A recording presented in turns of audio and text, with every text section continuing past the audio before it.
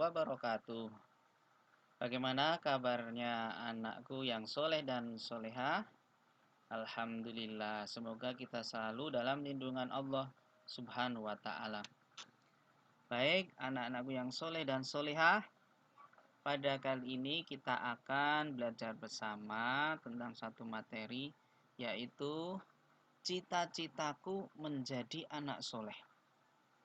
Nah, sebelum kita masuk ke pelajaran, Ustadz mau tanya nih, apa cita-cita kalian? Nah, tentu cita-cita kalian beragam sekali ya, bermacam-macam. Ada yang ingin menjadi polisi, ada yang ingin menjadi guru, dokter, dan sebagainya. Yang penting, yang paling penting anak semuanya, apapun cita-cita kalian, tentunya jadilah orang yang soleh. Misalkan ketika kita jadi polisi, jadilah polisi yang soleh. Jadi dokter, dokter yang soleh. Maka dari itu, kita harus berperilaku terpuji agar kita menjadi anak yang soleh. Ada paling tidak 3 perilaku terpuji agar kita bisa menjadi anak soleh. Apa saja? Perhatikan baik-baik. Yang pertama, bersikap jujur. Apa itu jujur? Jujur adalah perilaku berpegang teguh pada kebenaran, selaras pada ucapan, tindakan, dan kenyataan. Jadi, ucapan dan tindakan itu sama dengan kenyataan. Nah, anakku semuanya, jujur itu kita harus berperilaku jujur kepada siapa saja. Yang pertama, kita berperilaku jujur kepada Allah Subhanahu wa Ta'ala. Maksudnya jujur kepada Allah itu bagaimana? Yaitu dengan menaati segala perintah Allah Subhanahu wa Ta'ala. Ya, seperti kita mengerjakan sholat, kemudian berdoa dengan khusyuk, kemudian melaksanakan puasa, baik puasa di bulan Ramadan maupun puasa sunnah, ini termasuk perilaku jujur kepada Allah Subhanahu wa Ta'ala. Yang kedua, kita harus jujur kepada diri sendiri. Maksudnya bagaimana jujur kepada sendiri? Contohnya, contoh perilaku jujur kepada diri sendiri. Nah, ketika kita sedang melaksanakan penilaian harian atau sedang melaksanakan PTS, penilaian tengah semester, dulu ketika sebelum pandemi ya, kita masih masuk sekolah, belajar di sekolah, kemudian ada PTS maupun PAS. Nah, di situ kita harus mengerjakan soal-soal yang diberikan kepada kita itu dengan jujur. Jangan sampai kita mencontek ataupun melihat pekerjaan orang lain. Walaupun saat itu ustadz atau ustadzah tidak mengawasi kita. Nah, kita harus selalu merasa diawasi oleh Allah Subhanahu wa Ta'ala. Termasuk ketika ulangan di rumah, kerjakan di rumah ketika PJJ seperti ini. Maka kita tidak boleh membuka buku, kita juga tidak boleh bertanya kepada orang tua, walaupun ustadz ustadzah pasti juga tidak akan tahu karena ustadz ustadzah di tempat yang lain. Yang berikutnya, jujur kepada orang lain. Contohnya, ketika kita dimintai tolong ayah atau ibu untuk belanja atau membeli sesuatu di toko atau di warung, kemudian ternyata ada uang kembalian dari belanjaan yang kita beli, maka kita harus jujur kepada orang tua. Kita kembalikan uang kembalian itu kepada mereka. Walaupun mungkin mereka tidak tahu, tapi kita harus jujur. Kita harus selalu merasa diawasi oleh Allah Subhanahu wa Ta'ala, walaupun orang lain tidak mengetahuinya. Coba Anda semua amati gambar berikut ini. Nah, Gambar apa itu? Ya, benar, yang sebelah kiri ini ada anak yang mau sekolah kemudian mengucap salim kepada ibunya. Yang kedua, ini sudah sampai sekolah ya. Sudah sampai sekolahan kemudian salim dan mengucap salam pada gurunya atau ustadzahnya.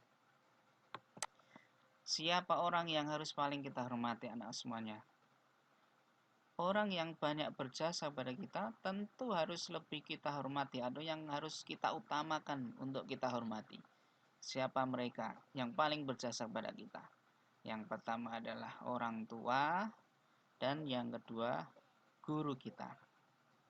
Maka dari itu, agar kita menjadi anak yang soleh, yang kedua adalah kita harus hormat dan patuh kepada orang tua dan guru.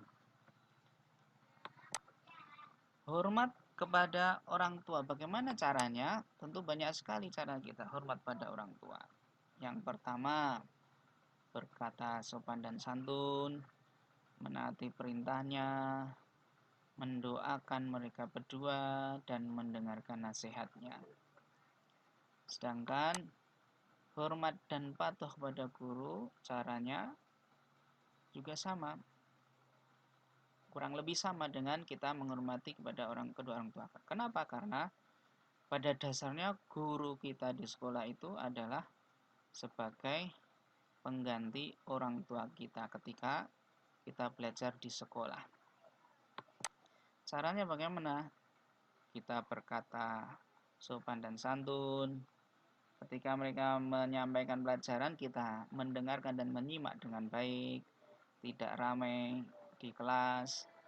Kemudian kita bertemu dengan mereka, kita mengucap salam, kemudian mendengar nasihatnya dan mendoakan mereka. Baik anak-anakku semuanya, yang ketiga agar kita menjadi anak yang soleh, kita harus saling menghargai. Saling menghargai ini ada kurang lebih ada 3 ya.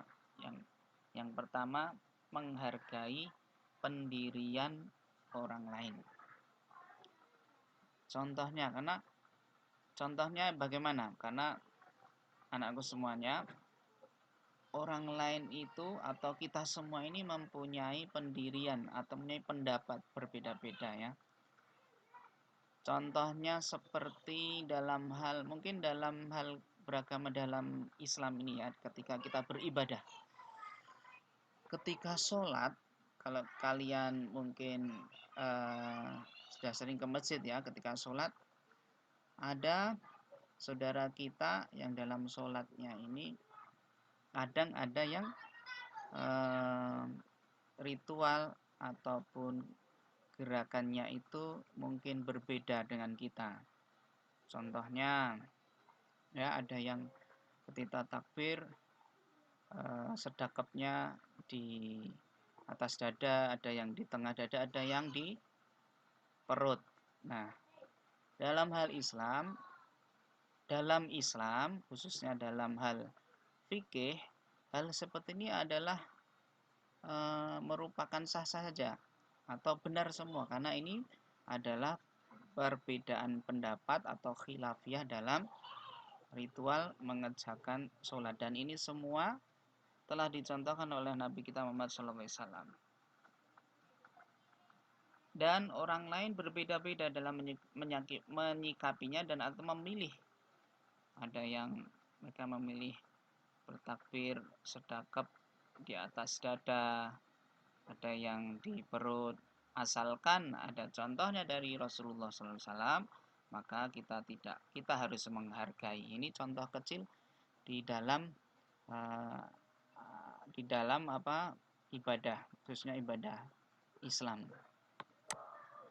Yang kedua, menghargai keyakinan orang lain. Nah, ini keyakinan orang lain mungkin ketika kita bermasyarakat atau berteman dengan teman-teman kita yang lain, bertetangga, kadang ada teman-teman kita yang beragama atau mempunyai keyakinan yang lain dari kita, atau mereka beragama selain dari agama Islam. Maka kita harus menghargai. Dan Islam juga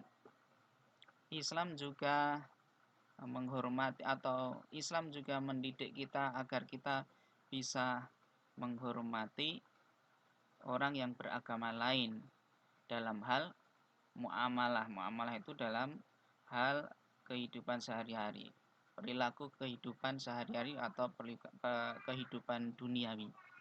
Nah, ini kita saling menghargai. Kemudian yang ketiga, menghargai pendapat orang lain. Contohnya ketika kita sedang berdiskusi atau bermusyawarah seperti ini. Caranya bagaimana menghargai pendapat orang lain? Yaitu dengan cara mendengar pendapat orang lain, pendapat teman kita harus dengarkan ya. Kemudian tidak menyalahkan pendapat orang lain. Belum tentu pendapat kita benar ya, dan pendapat teman kita salah. Boleh jadi kita malah yang salah pendapat kita. Yang ketiga, kalaupun kita mau menyanggah pendapat orang lain, maka kita sanggah dengan santun. Berikutnya mendukung pendapat yang benar dan melaksanakan hasil keputusan bersama. Baik, itu saja yang bisa Ustadz sampaikan pada pelajaran pada semester kali ini. Tugas kalian adalah mengerjakan Al-Hikmah halaman 27, Rom 3, Romawi 3, nomor 1 sampai 10. Kalau sudah selesai, difoto dan dikirim ke WA Ustadz Farudin. Itu saja. Akhirul kalam, wabillahi taufiq wal hidayah. Assalamualaikum warahmatullahi wabarakatuh.